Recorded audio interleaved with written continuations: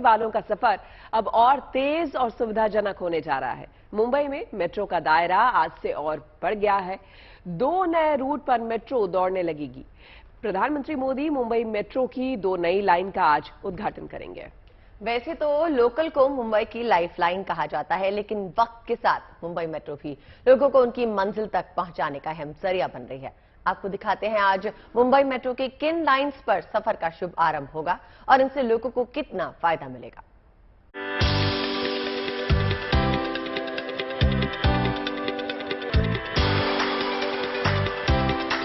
मुंबई में सफर अब और भी आसान होने जा रहा है, क्योंकि मायानगरी में सुहाने सफर के लिए आज से नई शुरुआत होने जा रही है। आज से मुंबई में 2 और मेट्रो लाइन चालू हो जाएंगी, जिससे शहर में आवाजाही की सुविधा बढ़ जाएगी। आज मुंबई मेट्रो की नई लाइन मेट्रो 2A और 7 चालू होने जा रही है। मेट्रो 2A यानी येलो लाइन दहिसर ईस्ट को डीएनए नगर से जोड़ेगी। ये रूट 18.6 किलोमीटर लंबा है, जबकि मेट्रो रूट 7 अंधेरी ईस्ट को दहिसर से जोड़ेगा। ये रूट 16.5 किलोमीटर लंबा होगा। पीएम मोदी ने 2015 में इन दोनों मेट्रो रूट की आधारशिला रखी थी। मेट्रो के नए रूट का सबसे बड़ा फायदा ये होने वाला है कि मुंबई में नॉर्थ से साउथ और ईस्ट से वेस्ट जाना अब आसान हो जाएगा। ये जो है सामने है, ये अपना वेस्टर्न एक्सप्रेस हाईवे और लिंकिंग रोड को दोनों को जुड़ने वाला ये मेट्रो लाइन चालू हो जाएंगे। इसके वजह से काफी राहत पब्लिक को मिलने वाला है। मुंबई मेट्रो के इस प्रोजेक्ट को 12,600 करोड़ रुपए की लागत से तैयार किया गया है। इन रूट्स पर मेट्रो ट्रेनों की अधिकतम सीमा 70 किलोमीटर प्रति घंटा होगी। इनके हर कोच में 380 मुसाफिर सफर कर सकेंगे। इस तरह हर ट्रेन एक बार में 2,280 सवारियां ले जाने में सक्षम है। इन मेट्रो ट्रेन में महिलाओं के लिए अलग कोच होंगे। वहीं मेट्रो स्टेशन पर सीसीटीवी कैमरे लगाए गए हैं और आधुनिक सुरक्षा इंतजाम किए गए हैं। खास बात ये भी है कि मुंबई मेट्रो में सफर के लिए नया मुंबई वन ऐप और कॉमन मोबिलिटी कार्ड भी लॉन्च किया जा रहा है, जिससे लोगों को बार बार टिकट खरीदने के लिए कतार में लगने की जरूरत नहीं पड़ेगी। मुंबई वन करके मोबाइल ऐप तैयार कर रहे हैं, जिसके माध्यम से आप एएफसी टिकट जो रहता है उसमें एक QR कोड रहेगी, वो दिखा के आप आगे जा सकते हैं। Number 2, NCMC national common mobility card भी हम लोग लाने वाले हैं। कुल मिलाकर मेट्रो की 2 और लाइनें चालू होने के साथ ही अब बेहद सुविधाजनक और सुरक्षित सफर की सौगात मुंबई के लोगों को मिलने जा रही है। मेट्रो की इन दोनों लाइंस पर आम लोग कल शाम 4 बजे से सफर कर सकेंगे। मुंबई से पंकज उपाध्याय के साथ bureau report, good news today. और चलिए मुंबई के बाद अब रुक कर लेते हैं महाराष्ट्र के गढ़चिरौली का। यहां भी लोगों को एक सौगात मिली है। सौगात स्वास्थ्य के साथ जुड़ी है। दरअसल यहां ग्रामीण इलाकों में स्वास्थ्य सेवाएं पहुंचाने के लिए बाइक एम्बुलेंस की शुरुआत कर दी गई है। और अभी ये सेवा शुरुआती दौर में है, लेकिन इस योजना ने लोगों को आने वाले वक्त में अच्छी स्वास्थ्य सेवाओं की उम्मीद बंधाई है। इस एम्बुलेंस में मौके पर ही इलाज की सुविधा और जरूरत पड़ने पर ये मरीज को अस्पताल भी पहुंचाएगी।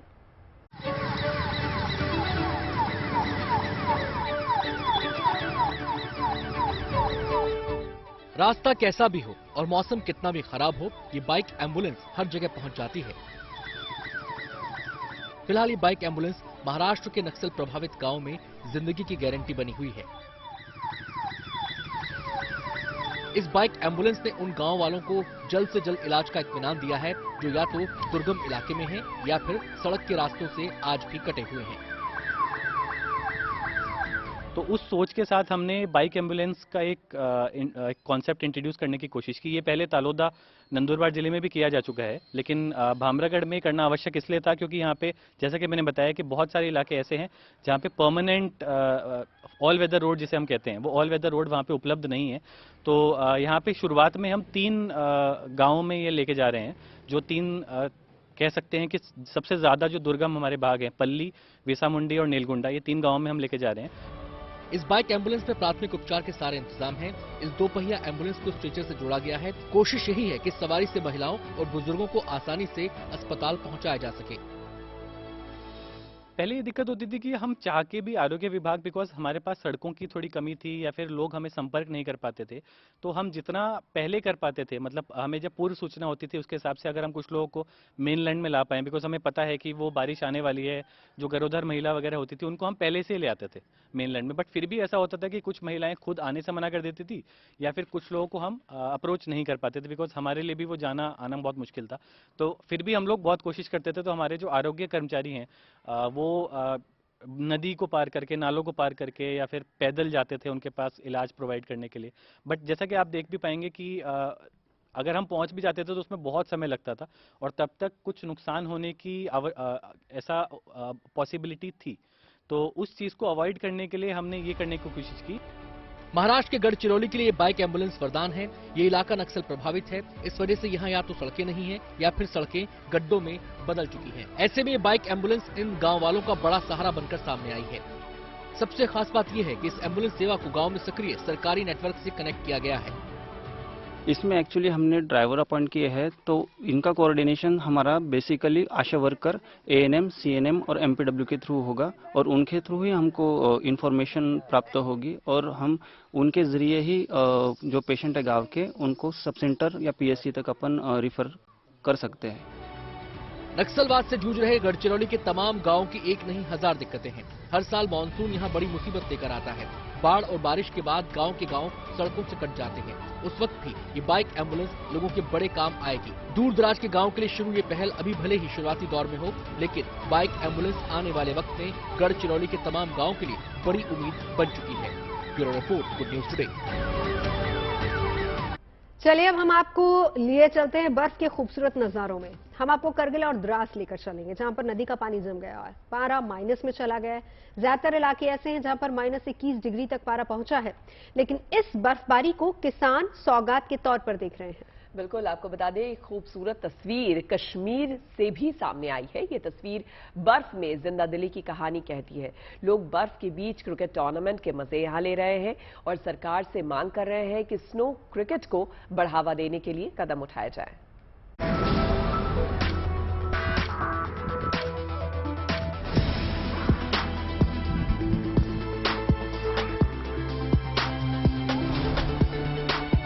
पारे ने गोता लगाया तो पूरी वादी बर्फ की सफेद चादर से ढक गई। करगिल और द्रास में तो तापमान -21 डिग्री दर्ज किया गया। सुरू नदी पर इस बर्फीली हवा का असर साफ दिखाई दे रहा है। नदी की पूरी ऊपरी परत बर्फ बन चुकी है। बर्फ से ढकी वादियां सैलानियों को खूब लुभा रही हैं। इस बर्फबारी का इंतजार यहाँ के किसानों को भी पिछले 2 बरस से था। पिछले 2 साल से ठीक से बर्फ न पड़ने से किसानों को नुकसान हो रहा था। इस बार हुई बर्फबारी ने यहाँ के लोगों को बड़ी राहत दी है। किसानों को उम्मीद है कि इस बार सेब और दूसरी फसलें पिछले साल के नुकसान की भरपाई कर देंगी। लेकिन इस बर्फबारी के कुछ दूसरे फायदे भी हैं। यहाँ क्रिकेट का ये मैदान कुदरती है। आसपास के पहाड़ी नजारों को देखकर आप तो समझ ही गए होंगे, भीषण ठंड और बर्फबारी की वजह से जब जमीन पर बर्फ पिच गई तो इसने खेल के मैदान की शक्ल ली।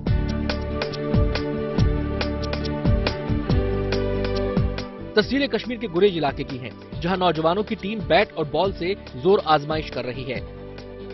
यहाँ पर क्रिकेट खेलने वाले वैसे तो कई साल से स्नो क्रिकेट खेल रहे हैं, लेकिन उनका कहना है कि इसे बड़े पैमाने पर किए जाने की जरूरत है ताकि इसका मजा सैलानी भी उठा सके।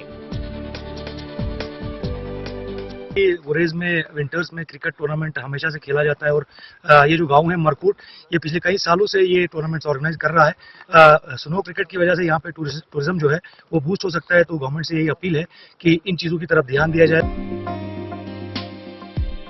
इसके पहले स्थानीय लोग इस खेल को सिर्फ समय काटने या मजे के लिए खेलते रहे हैं, लेकिन इस बार सेना भी इन लोगों से जुड़ी है और उसने यहाँ के लिए बाकायदा टूर्नामेंट कराने का फैसला किया है। हालांकि यहाँ के लोग उपराज्यपाल से डिमांड कर रहे हैं कि इसको बढ़ावा देने के लिए यहाँ कुछ और सुविधाएं मुहैया कराई जाएं।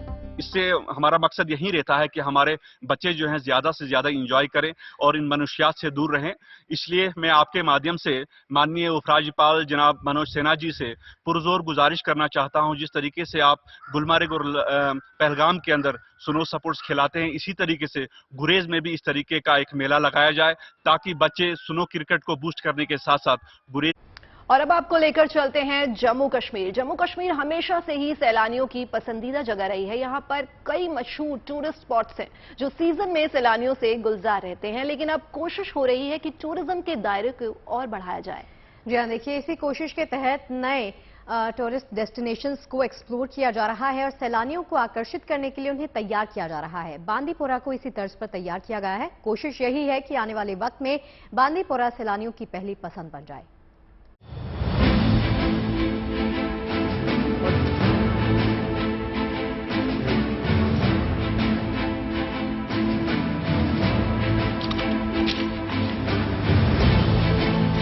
एक हाथ में लाठी और दूसरे हाथ में चाय का थर्मस और इस दल के आखिर में झंडा पकड़े चलता है युवा।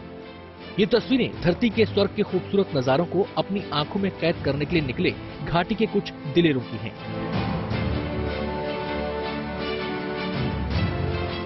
ये सभी बर्फ से पटे पहाड़ों पर नई राह बनाते हुए तेजी से आगे बढ़ते नजर आए। इस बीच कुदरत की गोद में इनकी मौज मस्ती भी चरम पर दिखी।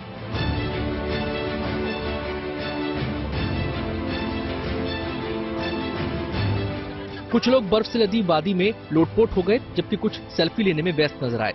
इतना ही नहीं, इन लोगों ने एक दूसरे पर बर्फ के गोले बनाकर भी फेंके। लंबा सफर और मौज मस्ती के बाद जंगल में चूल्हे पर खाना तैयार किया गया। फिर सभी ने मिलकर पेट पूजा की और निकल गए अपने अगले पड़ाव की तरफ। असल में जम्मू कश्मीर के बांदीपोरा जिले में प्रशासन ने कई नए टूरिस्ट डेस्टिनेशन की तलाश की है, जिन्हें खासकर बर्फबारी के मौसम के लिए तैयार किया गया है। इनमें सैलानी ट्रैकिंग और जंगल सफारी का मजा ले सकते हैं। बांदीपोरा में रहने वाले 14 लोग इन्हीं टूरिस्ट प्लेस की खूबसूरती को निहारने पहुंचे। मेरी जो सारी टीम और मैं जो आए हैं आज यहाँ पे नागमर्ग, इस वजह से आए हैं कि इस एरिया को एक्सप्लोर किया जाए कि जो ये एरिया जो है ये पहलगाम से, गुलमर्ग से, सोनमर्ग से और जो भी खूबसूरत जगह वादी कश्मीर में है उनसे भी बेहतर है, बहुत खूबसूरत है। अभी यहाँ लोकल लोग ही पहुँच पा रहे हैं, लेकिन आने वाले सालों में दूसरे राज्यों से भी सैलानी यहाँ पहुँचेंगे। आने वाले टाइम में हमें बहुत फायदा होगा, लेकिन अब हम ये चाहते हैं कि इसका काम जल्दी जल्दी लगना चाहिए, तो उससे हमारी बेरोजगारी भी खत्म हो जाएगी, तो और बाहर से भी काफी लोग यहाँ पे आएंगे देखने के लिए। इन नए टूरिस्ट स्पॉट के गुलजार होने से लोकल लोगों को रोजगार मिलेगा, जिससे सबसे ज्यादा फायदा यहाँ के युवाओं को होगा। यहाँ के लेकिन देखने के लायक सबसे पहले सर ये नागामर्ग, नचनी, किमसर है, लस्कूट है सर, दुमगली है।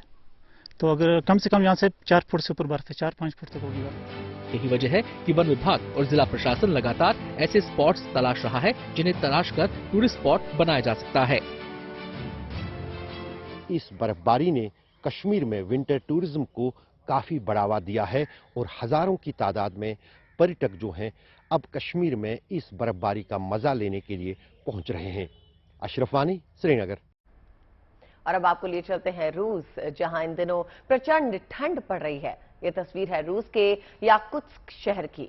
मॉस्को से लगभग 5000 किलोमीटर दूर बसे इस शहर में इस वक्त पारा -52 डिग्री तक गिर चुका है। वातावरण इस कदर ठंडा हो चुका है कि नूडल बनाकर खाए जाने से पहले ही बर्फ में तब्दील हो जा रहे हैं।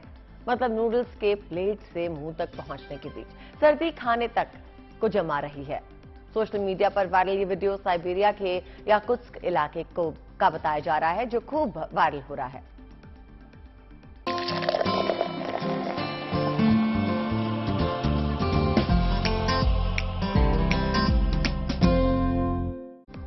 चलिए अब आपको दिखाते हैं 2 महिला कांस्टेबल की दिलेरी की दास्तां। जी हां, खबर बिहार के हाजीपुर से है। दोनों महिला कांस्टेबल ने अपनी बहादुरी से बैंक को लूट की बड़ी वारदात से बचा लिया। हुआ ये कि एक बैंक में 3 हथियारबंद लुटेरे दाखिल हुए। एक ने बंदूक तान दी, बैंक में सब सहम गए। वहां तैनात ये दोनों महिला कांस्टेबल्स लुटेरों से भिड़ गई। इनके हौसले के आगे लुटेरों की हिम्मत जवाब दे गई और वो मौके से भाग गए।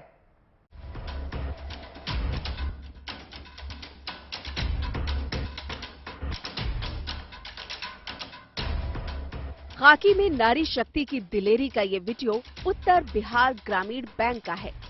बिहार के हाजीपुर के सदर थाना इलाके के सेंदवारी के इस ग्रामीण बैंक में तब 2 महिला सिपाही तैनात थी जब उनकी भिड़ंत लुटेरों से होती है और दोनों अपनी जान पर खेलकर बैंक को लूटने से बचा लेती है। वीडियो में देख सकते हैं कि दोनों महिला सिपाही अपनी ड्यूटी पर मुस्तैद है। तभी सफेद शर्ट वाला एक लुटेरा मौका देखते ही पिस्टल तान देता है। चंद सेकंड के भीतर काली शर्ट वाला लुटेरा भी पिस्टल निकाल लेता है, लेकिन अदब साहस दिखाते हुए दोनों कांस्टेबल लुटेरों से भिड़ जाती है। दोनों वीरांगनाओं का हौसला देख तीनों लुटेरे किसी तरह से भाग निकलते हैं। हम बोले कि तीनों को काम है, तो बोला कि हाँ तीनों को काम है। तो हम बोले पासबुक दिखाइए, तो पासबुक दिखाया ही नहीं, सीधे पिस्टल भिरा दिया। तो हमको पिस्टल भिराया तो हम भी इसको अति किया, तो बस हमको वो छीनने लगा राइफल, तो मेरा दांत भी टूट गया इसी चक्कर में, हाथ में चोट लगा। फिर इनको हम लेके भागे इधर की फायरिंग करेंगे, तो इनको छीन लिया, इनसे छीनने लगा। तो बहुत घींचा घींची किया, हम जब तक मैं फायरिंग करने लगे तो वो भाग आए छोड़कर। इन महिला सिपाहियों की दिलेरी देख लुटेरे ऐसे पस्त हुए कि अपनी बाइक तक छोड़कर पैदल ही भाग निकले। इन दोनों सिपाहियों की बदौलत बैंक लूट की एक बड़ी वारदात टल गई। बहुत अच्छा काम किए हैं और जंबाजी काम किए, बहुत अच्छा काम किए हैं। इन लोगों को हम लोग देखेंगे, पुरस्कार देने का हम लोग करेंगे। बहुत जंबाजी काम। इन महिला सिपाहियों की जाबाजी की चर्चा आज बिहार में हर तरफ हो रही है। हर कोई इनके हौसले को सलाम कर रहा है। फिलहाल पुलिस बाइक और सीसीटीवी के आधार पर लुटेरों की तलाश कर रही है। हाजीपुर से संदीप आनंद के साथ bureau report, good news today. चलिए अब आपको उत्तराखंड के जोशीमठ लिए चलते हैं। धसाव के कारण जोशीमठ में सैकड़ों लोगों के सामने संकट खड़ा हो गया है। संकट से लोगों को उबारने का मिशन भी जोर शोर से चल रहा है। राहत की कई योजनाएं लगातार जारी हैं और प्रभावितों को फिलहाल फौरी राहत के लिए अस्थायी ठिकानों की तरफ ले जाया जा रहा है और इसके लिए चमोली में उद्यान विभाग की एक जमीन को समतल करने का काम शुरू कर दिया गया है और इस जमीन को समतल करने के साथ ही यहां प्री फैब्रिकेटेड हट्स बनाए गए हैं जिसमें किचन, टॉयलेट, बाथरूम और 2 कमरे होंगे।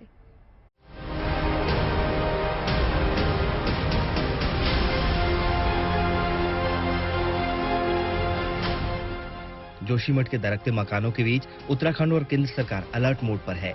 रेड जोन के लोगों को शिफ्ट करने के साथ ही अब उन लोगों के अस्थायी प्रवास की तैयारी की जा रही है, क्योंकि अभी तक तो तात्कालिक रूप से इन लोगों को दूसरी जगह राहत शिविर में शिफ्ट किया गया है।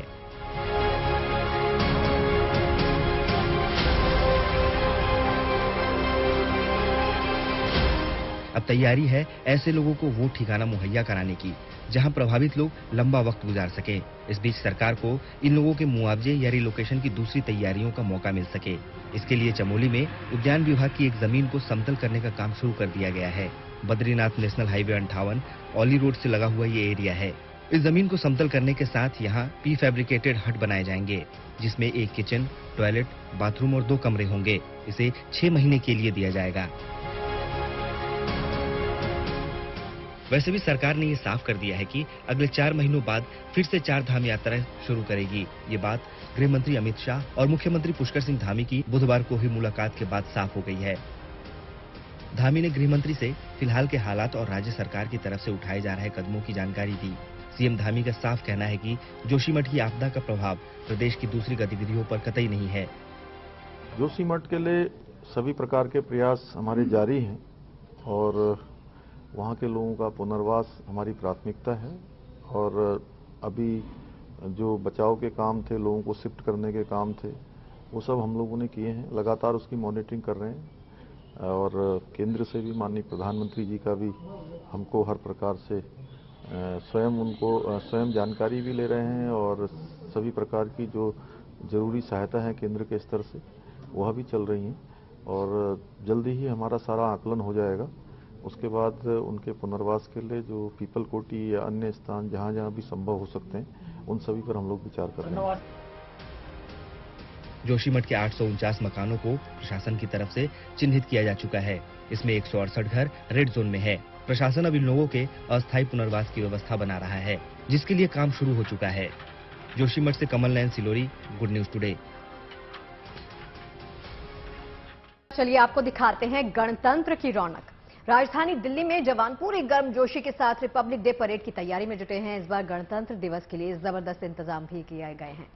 उत्सवों का दौर है, 23 जनवरी से शुरू हो जाएगा और हफ्ते भर चलेगा। लाल किले पर भी भारत पर्व मनाया जाएगा। पूरे इंडिया की झलक इस कार्यक्रम में देखने को मिलेगी और हर राज्य की इसमें भागीदारी होगी।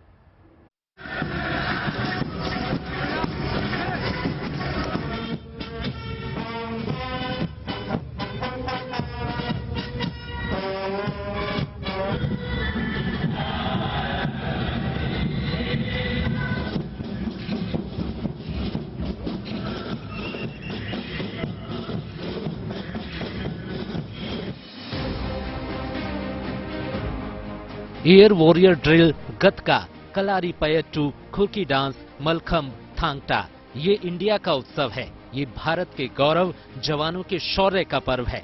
इस बार हिंदुस्तान की कला, संस्कृति, शौर्य और इतिहास का ऐसा चित्रण देखने को मिलेगा जो आपने पहले कभी नहीं देखा होगा।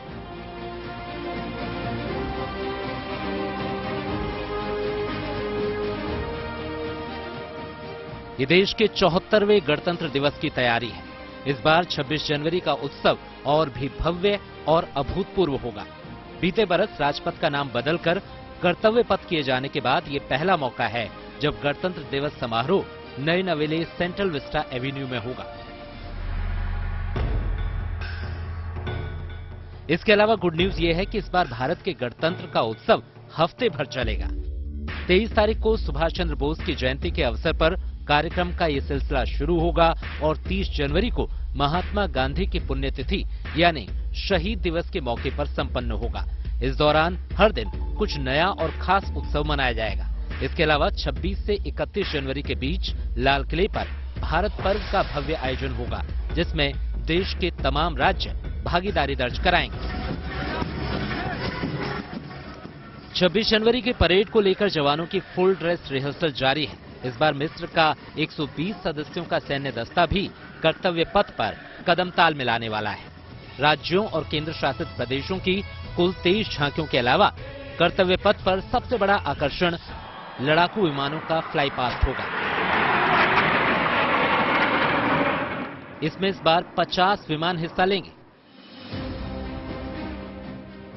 इसमें 23 fighter jet, 18 helicopter, 8 military transport विमान और एक पुराना विमान होगा।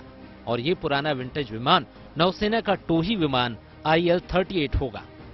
यानी अब की बार रिपब्लिक डे सेलिब्रेशन हर मायने में खास रहने वाला है। इस बार नए भारत के गणतंत्र की रौनक पूरी दुनिया देखेगी और जश्न का दौर भी लंबा चलेगा। अक्षय डोंगरे के साथ bureau report, good news today. आजादी के अमृत महोत्सव पर देश भर में कई जगह कार्यक्रम हो रहे हैं। तमाम संस्थान अपने अपने तरीके से आजादी के 75वें साल का उत्सव मना रहे हैं और उत्सवों के इस दौर में भारतीय सेना सबसे आगे है। तो चलिए आपको अब हम जम्मू कश्मीर लिए चलते हैं, जहां पर श्रीनगर में डल झील के किनारे बीएसएफ के बैंड का एक कार्यक्रम हुआ। इसमें बीएसएफ के बैंड ने देशभक्ति की धुनें बजाई। इस संगीतमय कार्यक्रम को देखने के लिए बड़ी संख्या में यहां लोग पहुंचे।